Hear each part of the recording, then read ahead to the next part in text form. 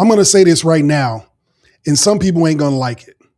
But this Sunday at the NBA All-Star Game, Team World is winning the whole thing. Not just coming for exhibition to break a sweat. They coming to make a statement. And by the end of this segment, I don't think you're going to be able to argue with me. This is episode 117 of the X-Factor Sportz Podcast. Real talk, unbiased takes.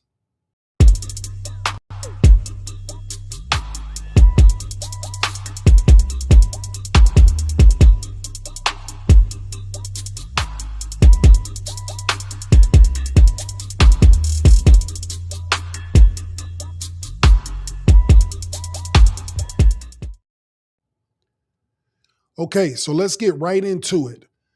The NBA All-Star Game is this weekend. Sunday, all the festivities is happening. But obviously the main event is the Sunday game with Team World versus Team USA. So the way they did it this year is they broke it up into three different teams. So you got the USA team is Team Stars and Team Stripes. The Stars are basically the young up-and-coming superstars. You know, Cade Cunningham, Jalen Duren, Scotty Barnes, like the younger guys.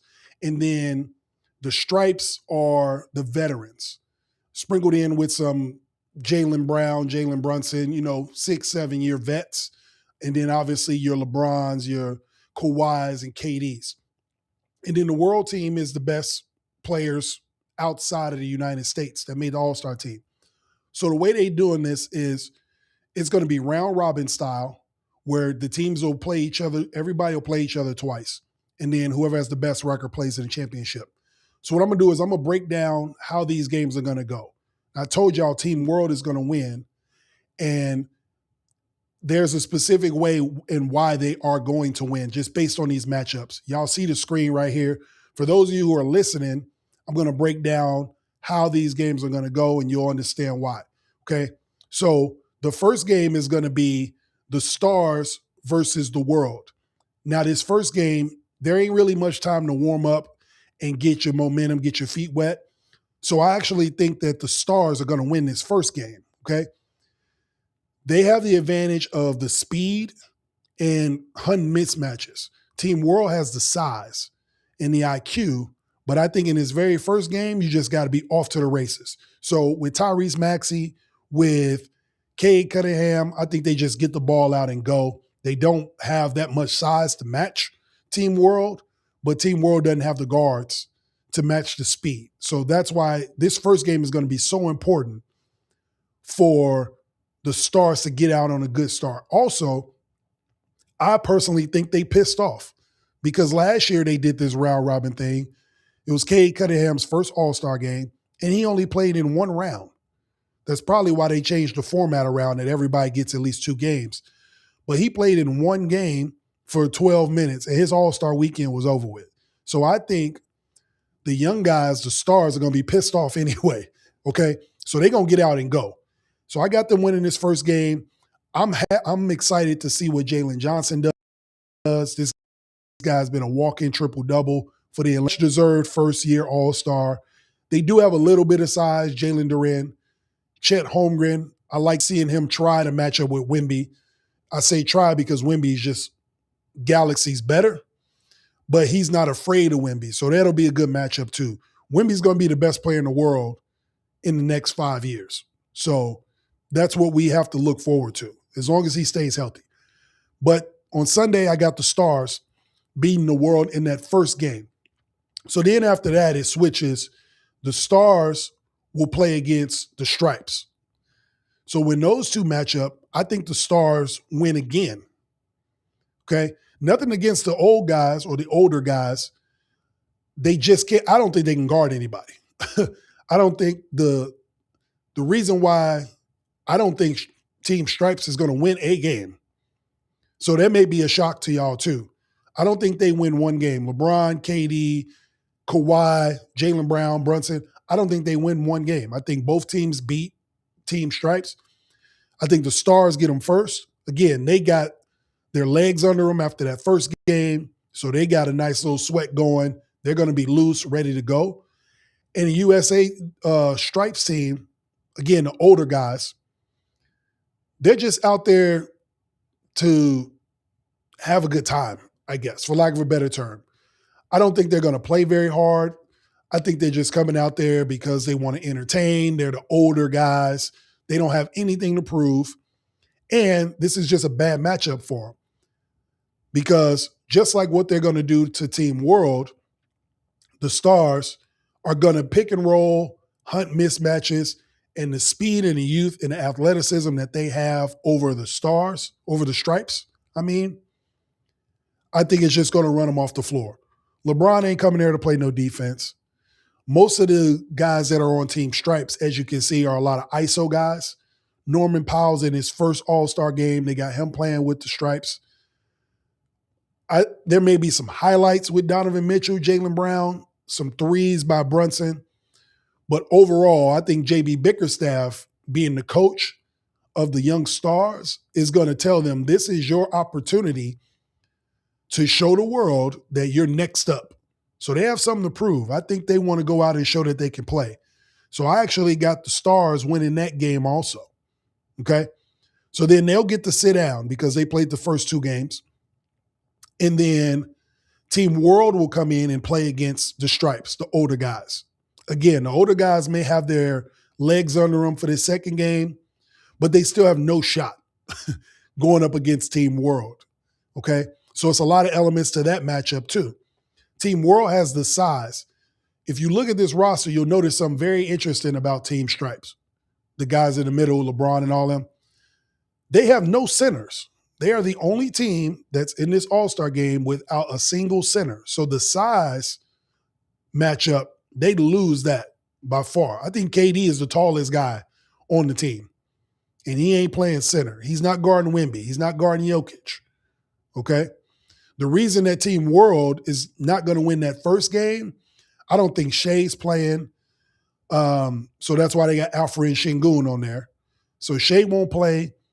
Luka won't play. Giannis won't play. If Luka does play, he's not going to play very many minutes. So they won't have the guards to match up with the Stars in that first game. In the second game, I don't think they need Luka or Shea because they're just going to dominate on the inside. They have no answer for Jokic. They won't have an answer for Wemby. They won't have an answer for Karl Anthony Towns, right? You have enough ball handlers on this team to beat Team Stripes, Jamal Murray. So that's why I'm picking the World team over the older veterans in the U.S. Stripes team. Again, I don't think they're coming to play defense. I think they're just there to be a part of the All-Star game festivities. I'm not saying that they're going to get pushed over, right? They're All-Stars for a reason, and they're great players for a reason. But I just don't think they have a shot matchup-wise against either one of these teams. With the youth, the speed and athleticism of the Stars, and the size and the IQ of the World team, the Stripes team, ironically, historically the best players on the court all time, are probably not going to win one game. All right? So then that leads us to the championship, the final game, because everybody's played everybody twice. Team World will have one win. Team Stripes or Team Stars will have two wins. So that's how they'll meet up in the championship. And this is where the World actually takes over and wins the game. I know it's crazy, right? The Stars are going to come out guns blazing. They're the younger, hotter team, more athletic. They're on fire. They want to prove that they belong. So they'll get those first two games. But Team World has the veterans, okay? They have something to prove as well. So there's this undertone about them losing in the Olympics to our guys. So they feel like they need to show the world, at least give them a glimpse of what they're going to see in years to come, maybe in 2028, right? So even though there's no SGA and no Giannis, because they lose that first game, this is where the IQ comes in for Team World. This is where Jokic and Wemby, Jamal Murray, all these guys make these adjustments, okay? Alfred Şengün, Siakam, they've played in championship games before. You got guys that have won championships on this World team, so you can't take them for a slouch. I think they make adjustments after losing that first game coming out the gate, and I think they come out in this championship game and they actually beat Team Stars, the young guys, in the championship. Now, Team stars, again, they're going to put up a fight. But I feel like they lose momentum having to sit down after winning those first two games.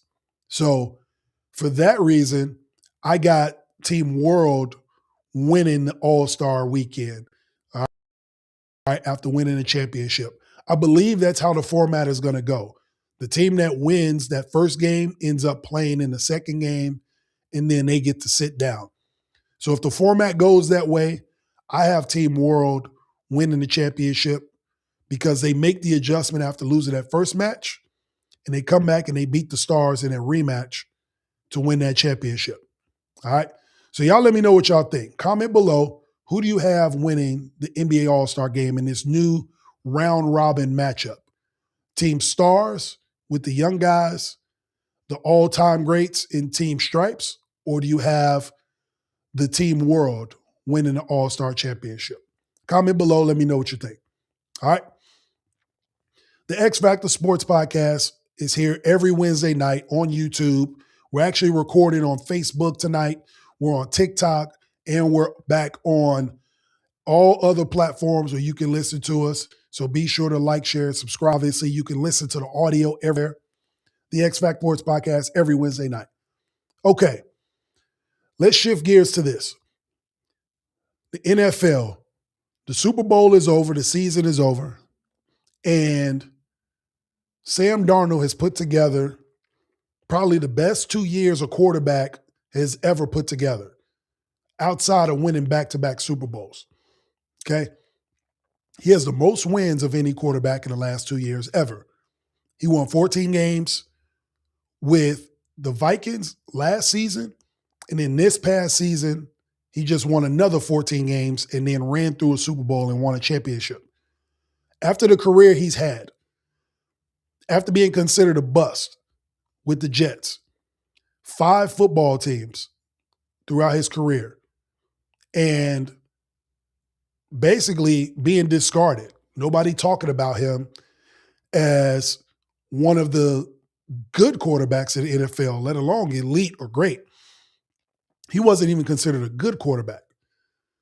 For what he was able to do these last 2 years, the mental fortitude it takes to overcome all the things he had to overcome to get to this point is a salute to him, a salute to his work ethic, his belief in himself, and for teams that actually gave him a shot.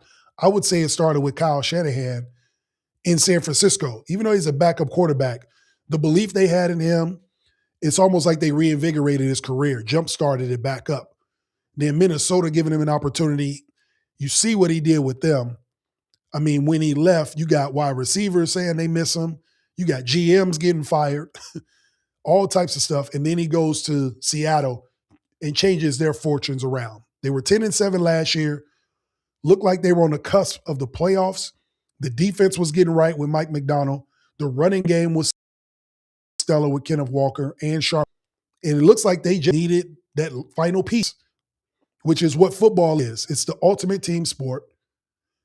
Quarterback is the most dependent position in football and the hardest. And they ended up getting that guy, believing in Sam Darnold, and they got him a Super Bowl. So my question is this. Is Sam Darnold 10 quarterback going into next season? Okay. I can make arguments both sides. And as a matter of fact, I'm going to. And then I'll let you guys know if I think he is a top 10 quarterback or not. So to make the argument for him being a top 10 quarterback is this. Again, the last 2 years, he's got 28 regular season wins. This season, he threw for over 4,000 yards, went to the playoffs, no turnovers in the playoffs, mistake-free football. He even went toe-to-toe with Matthew Stafford when me personally, I did not believe he could, but he was able to get that done. Okay, against all odds. You look at his numbers, he didn't have the best Super Bowl, but again, the Super Bowl quarterbacks play against the best teams in the league. So they're designed to force you to play a bad game. And he was still able to overcome it and not turn the ball over. Okay. But again, quarterbacks are judged by wins more than anything. And if we're talking about winning football, this guy has won the most games. Okay, Jalen Hurts was in the conversation for top 10 quarterbacks, and it didn't have anything to do with his stats. It had to do with winning football games, how he played in the clutch, his leadership, all the intangibles it takes to win at that position. And he consistently won games. He won ugly. When he needed to throw the ball, he did that. Sam Darnold is doing the exact same thing these last 2 years, and he got them to a Super Bowl championship. So that's why I'm saying there's an argument to be made. Is Sam Darnold coming into this upcoming season, 2026, as a top 10 quarterback, right? Didn't have any reckless turnovers in the playoffs. So he corrected the mistakes that he had in the regular season when he led the league in turnovers or in interceptions. He didn't give the ball away. He did exactly what his team needed him to do to win. And he didn't do it in a Rex Grossman, Trent Dilfer, Brad Johnson type of way, which I know a lot of y'all going to be in the comments talking about, well, Trent Dilfer and them did that too with their defense. Stop all that, okay? They did not throw for over 4,000 yards in a season. They did not win over 14 games. They did not turn the ball over in the playoffs. He wasn't just along for the ride, okay? He facilitated. He threw touchdowns, right? He played some good football along the way. So he's not in that tier. That's why we're talking about him possibly being a top 10 guy going into this upcoming season. The confidence is real, and the numbers back it up. He's showing everybody can do. So it may be time to start. Yes, he's in a good organization. Yes, he's in a good situation. But there are a lot of quarterbacks in good situations, and they're not able to figure it out. So it took him a little while. Let's call him a late bloomer. But if you think about it, he's in the same draft class as Baker Mayfield, Josh Allen, Lamar Jackson, right? And he is not considered on their level at all, not even Baker's level. Yet he has more wins than all of those guys in the last 2 years, and he has a Super Bowl championship. Now, no one would say the Minnesota Vikings were Super Bowl contenders last year. When Sam Darnold started playing for the Vikings, nobody expected them to win 14 games, but they did, and he had a big part in that too. So I wouldn't say he's just along for the ride. I would say he's a part of the success of both of those teams the last 2 years. So for that reason, there is an argument that Sam Darnold could be a top 10 guy. Okay? Now, there's a case to be made on the other side as to why he's not going to be a top 10 quarterback going into next season. Okay? The defense did carry a lot of weight.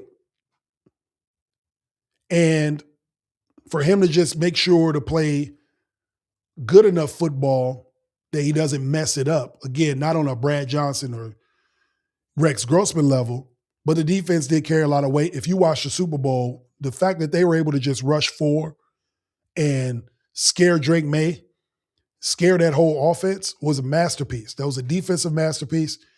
If you watch the reels that I post every day, I ask the question, is the dark side defense just as good or better than the Legion of Boom? And y'all can comment below and let me know what you think about that. But because of the performance they put on, even posed the question to begin with. All right? So Sam Darnold has that, a great run game with Kenneth Walker and Charbonnet, even though Charbonnet didn't play in the Super Bowl. Defense and run game travels anywhere. You hear me talk about that all the time, especially when we talk about matchups.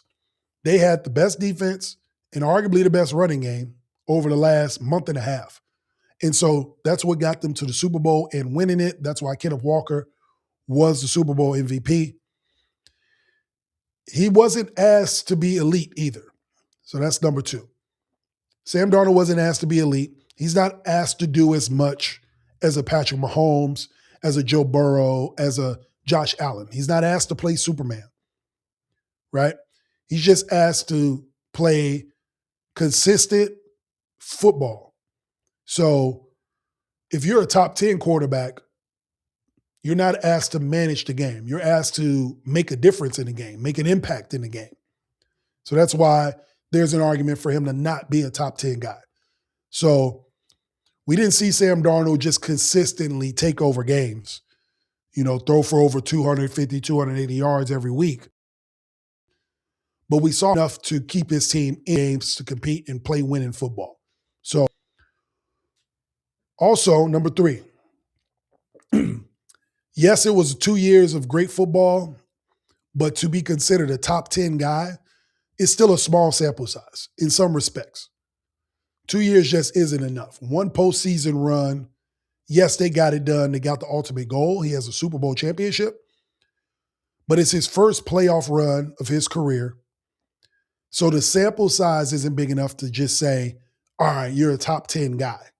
When you have guys, Stafford, guys like that have been doing it for years consistently.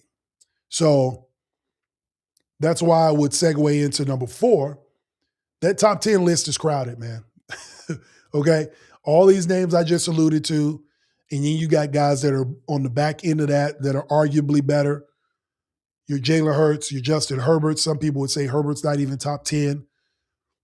Some people would try to throw Brock Purdy in the mix. So it's because of the consistency over the number of years, right, of good quarterback play. Dak Prescott. So Jordan Love. So it's just real crowded. After you get through that top 5, that 6 through 10 room gets really crowded. So I think that's a steep hill to climb.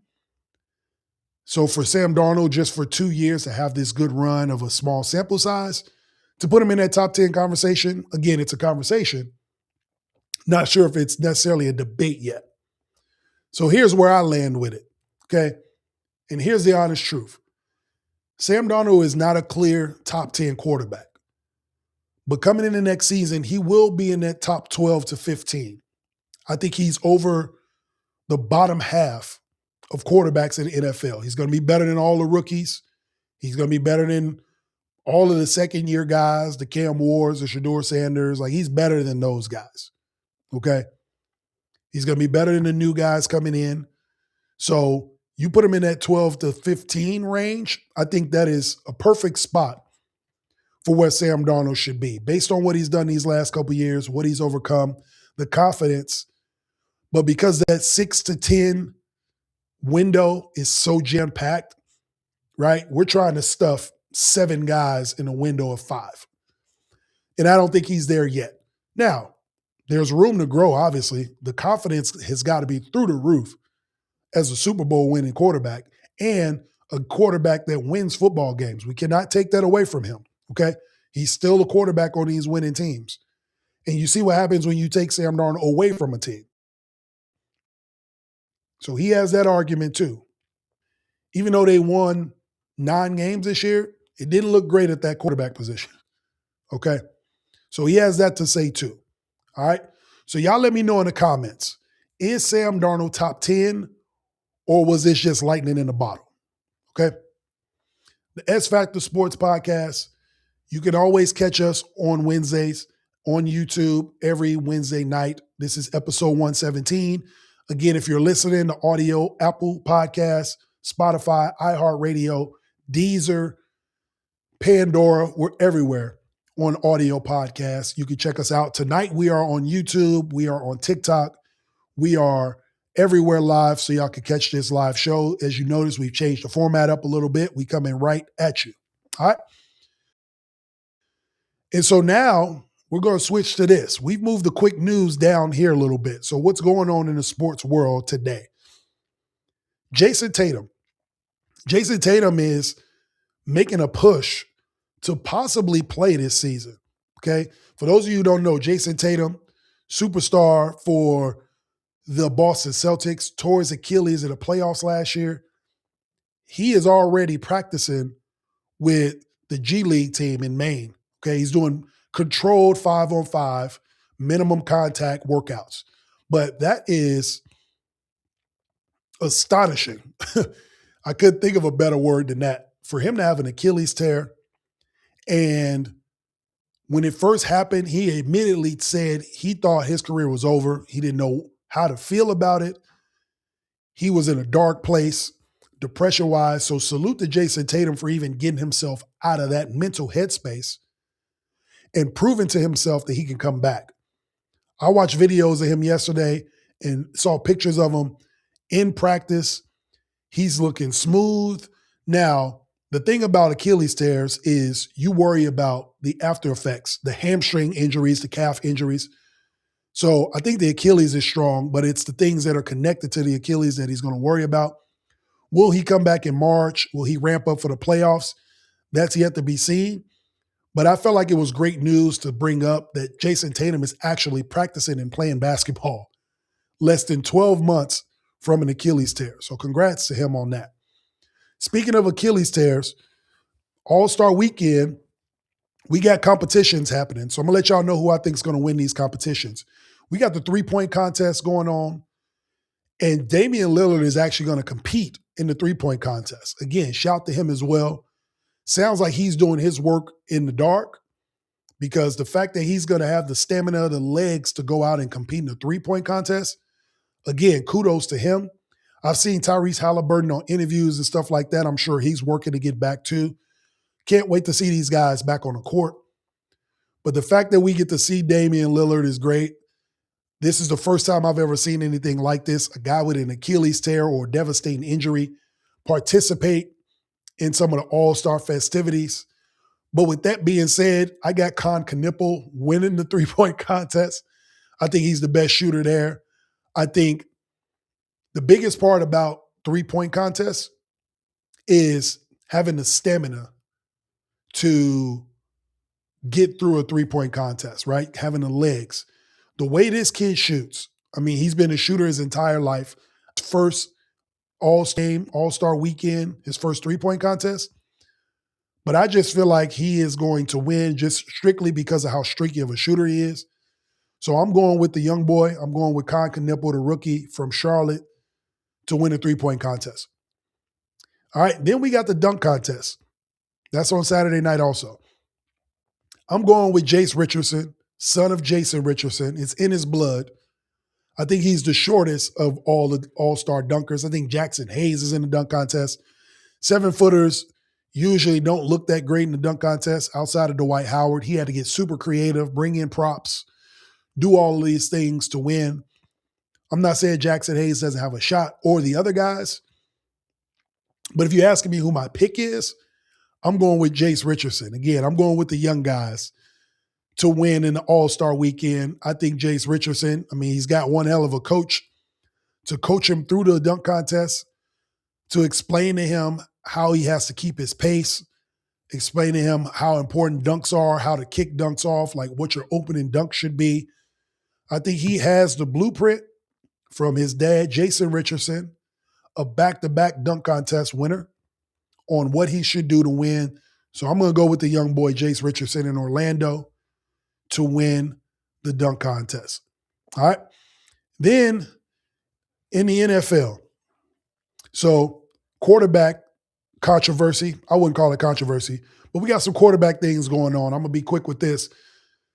The Cleveland Browns. Todd Monken is there now. He's happy to have Shedeur Sanders. He even alluded to wanting to draft Shedeur when he was in Baltimore, but Shedeur didn't want to back up Lamar Jackson. He didn't think he'd be able to play. Now Todd Monken actually gets coach Shedeur. I feel like Shedeur Sanders is in the driver's seat in terms of QB1, at least going into training camp. But you also got to think, they got a $45 million guaranteed, allegation-free quarterback in Deshaun Watson. Okay, what do we do with him? I think everybody gets a fair shot. Everybody gets a first impression to give to Todd Monken to see who should be the number one quarterback. Even Dylan Gabriel is still there to give himself an opportunity. But I think going into training camp, it has to be Shedeur, right? He was the last man standing last season. The team played and rallied around him. He's got a ringing endorsement from Myles Garrett. So you have to at least go with him in training camp. He's going to get reps, which is a far cry from what they did to him last year as a 5th-round pick. He didn't even really get the rep with the first string. So I think he gets an opportunity. But what do we do with Deshaun Watson? Is he still a capable quarterback, let alone a QB1? All right. Then last but not least, here in the quick news, college basketball. Okay. Last weekend, well, actually the other day, you had Arizona lose, the number one team in the country, get their first loss at KU. They lost to a Darren Peterson-less KU in Lawrence. Darren Peterson is basically the Kawhi Leonard of college basketball. This dude just don't play in any big games at all. You never know when he's going to play. Flu-like symptoms, what is that? How many of us basketball players have played sick, okay? If you played basketball long enough, you probably had the flu or some sort of illness when you played basketball. So flu-like symptoms is crazy to me. So Kawhi Leonard 2.0 didn't play, didn't matter. KU still beat Arizona, a huge win for the Jayhawks in Lawrence, all right? Then Duke, North Carolina, again, rivalry games are crazy, right? Carolina ain't played good all year to me personally, but Duke gives away another double-digit lead. They lost to Texas Tech at Madison Square Garden earlier in the year and had a double-digit lead. They go into Carolina with a double-digit lead in the second half, squander it, lose on a game-winning shot in the corner, and the fans rush the court. Now, I'm not with the fans rushing the court in a rivalry game. It's Carolina-Duke. Like Duke didn't play UNC Greensboro, right? So you shouldn't be rushing the court. But also at the same time, how they won the game, tip of the hat to Carolina, and John Shire. Listen, if you win the games, you don't have to worry about teams rushing the court on you. Stop giving up double-digit leads, and this won't be a problem. Simple as that, right? We don't want anybody getting hurt. We want player safety. But damn, you had a double-digit lead, my boy, and y'all squandered it. This is what we were talking about last week. Duke has the potential to be a national championship contender, but they have to close out those types of games. And they just showed you right there that they didn't. And then you fast forward to yesterday, Carolina with the hangover loses to Miami, right? They just got up for that game because it's a rivalry. They turn around and went back to the same old UNC, all right? But this is where the coaches earn their money. We're getting closer to March, and we need you guys to earn your money. So John Shire, you got to not lose these double-digit leads to these good teams, okay? Before we get up out of here, appreciate y'all tuning in to the X-Factor Sportz Podcast. We're going to end it off with the 2-minute warning. That hasn't changed. You know, we always got to get y'all out of here with those. And so this week, we've been continuing this kind of live your life, you know, move forward type of theme over the last few weeks. So me and Dee was in the car talking the other day, and she said something about like you only live once because we were doing something. We always kind of do random stuff, go out on dates, do whatever. But she was talking about you only live once. And I made the comment like just real quick. I just came right back at it and was like, you only die once. You live every day, okay? So that's kind of what I want this 2-minute warning to be about. And we need to flip that narrative of you only live once, okay? That's the wrong way to look at life. You only die once. So because you only die once, you should be living every day. Meaning, every day is an opportunity to prove to yourself that you deserve to be alive, that you deserve to go out and live. You know, take chances, do exciting things, be spontaneous, because you are going to die someday. And that one time it's going to be over. So what are you doing with those days, right? Time isn't going by years, it's going by days. So you got to take advantage of it, okay? Don't waste time on playing small. Go for what you're thinking about going for, right? Don't stay quiet. Don't stay stagnant. You got the opportunity today, go for it. Try it out. Fail, okay? I haven't met any successful person that's never failed before. But how do you fail if you don't even try? So that's what these days are for. Use these days that you have to go out and live because you only die once, all right? Appreciate y'all for tuning in to the X-Factor Sportz Podcast, episode 117. We are all over social media. We are all over YouTube tonight. You can check us out. We are live. Again, be sure to subscribe to the X-Factor Sportz Podcast on YouTube. We are just over 7,500 subscribers. trying to get it up to 10K, hit these milestones. But the only way we can do that is if you guys share and subscribe to the show. So be sure to let people know what we got going on here. If you like the gear, again, we got new shirts as well. I just threw the hoodie on today. We still got hats. We got gray, black, blue, and red shirts. Go ahead and hit the QR code or hit me up directly. Let me know your size. We can get those over to you. All right. Episode 118 of the X-Factor Sportz Podcast next week. We're going to go over all the things that happened in All-Star Weekend, and we're going to be heavy into college basketball. Now that we're on the other side of football, we got to get into our basketball mode. It is about to be March. We're going to talk women's college basketball, what those women are doing over there, some big games. We're going to talk WNBA, what this CBA, collective bargaining agreement, is about, and we're going to continue to push forward. This is Jay Mondane of the X-Factor Sportz Podcast. Appreciate y'all for tuning in. See y'all next week. Peace.